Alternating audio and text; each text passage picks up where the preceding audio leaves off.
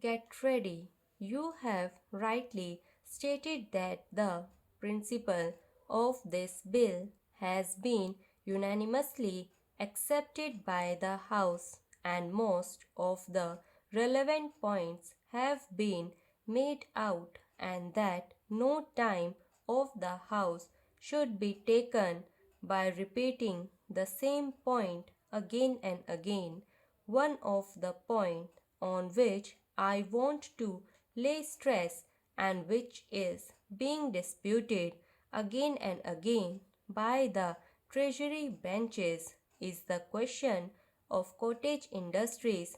Through you pointed out to them yesterday that there is provision in this bill to take into consideration the cottage industries also, and the Honorable the Deputy Minister realized it again. There was a point raised by Mr. Sidhwa today, and the Honorable Speaker, who was in the chair at the time, said that the scope of the bill is confined only to the consideration of protection to industries as against foreign industries, that is, to give protection to the indigenous industries as against imported goods, and the question of cottage industries does not come in here.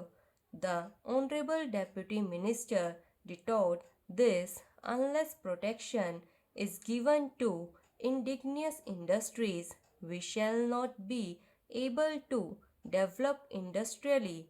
I wholeheartedly support this position. I am not.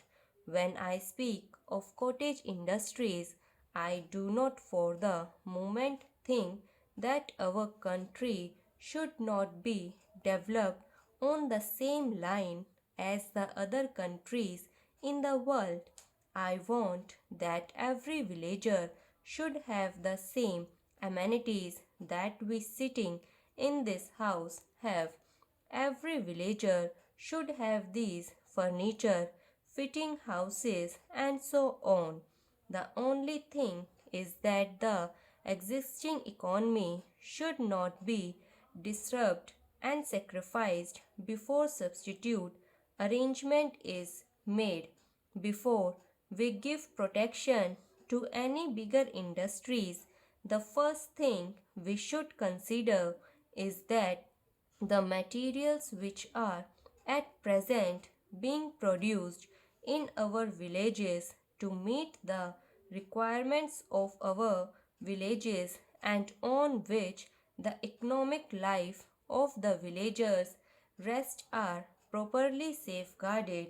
We should see that we have sufficient quality of consumer goods to meet the necessities of all people in the country, and nothing is done merely in the interest of 10% of the people at the sacrifice of existing village economy before making sure of some better substitute.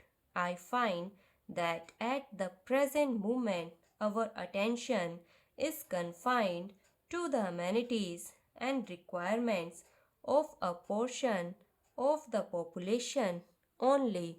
The other day, my honorable friend Mr. Krishnamachari, who I regard as a great economist and who knows finance, etc., and look to the interest of the country and gives very good advice, said that we do not want to go to medieval age, and the luxury of yesterday is the necessity of today, and that few articles which we import today from many foreign countries and the few industries which we are starting for recreation and amenities of the people should not be gurged.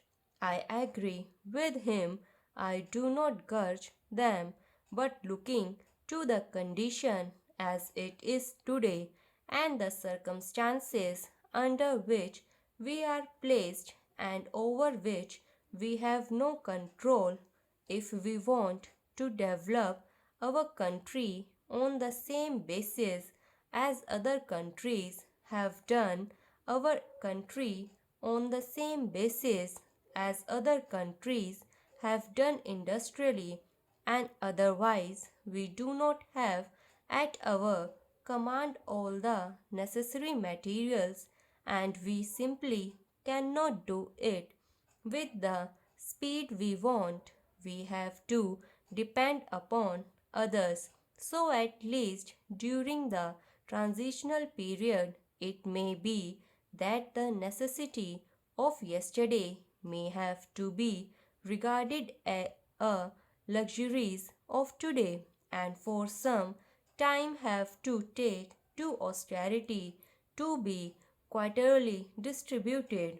Welcome this bill most heartily when I went through it, but when the dispute deputy minister was speaking, he probably overlooked or gave scant attention to one point. I am referring to clause 12 in regard to the reference to the commission of matters arising out of the protection of the thing mentioned. There is the different sector of the country's economy on which the commission may inquire and report. Whenever we start new industries and give protection to them, this clause is always neglected. It should not be merely that the central government may also refer, but they must refer to this as one of the conditions under clause 14 when the Fiscal Commission recommended that this tariff commission should take so many points into consideration.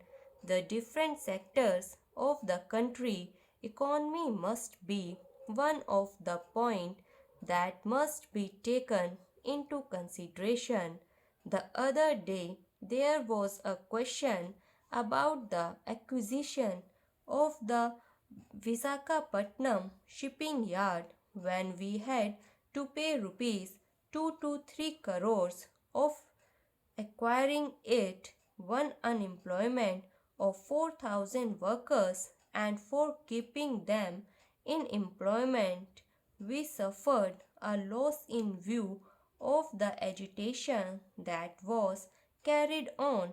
We sacrificed the existing necessary supply of the villagers and threw them out of employment without making any arrangement for their substitute requirements and which providing them with alternative employment.